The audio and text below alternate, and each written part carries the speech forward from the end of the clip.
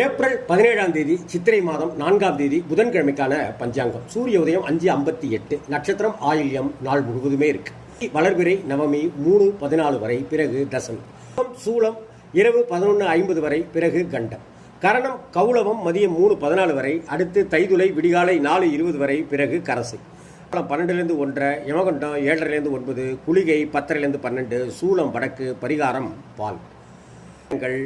காலை 9:30 முதல் 10:30 வரை, மாலை 4:30 முதல் 5:30 வரை.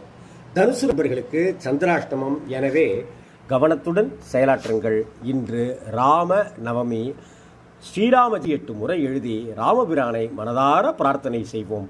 மங்காத செல்வம் தருவார். குடும்பத்தில் நிம்மதியையும் சந்தோஷத்தையும் குதூகலத்தையும் அமைதியையும் ஆனந்தத்தையும் ஐஸ்வர்யத்தையும் தந்தருள்வார்.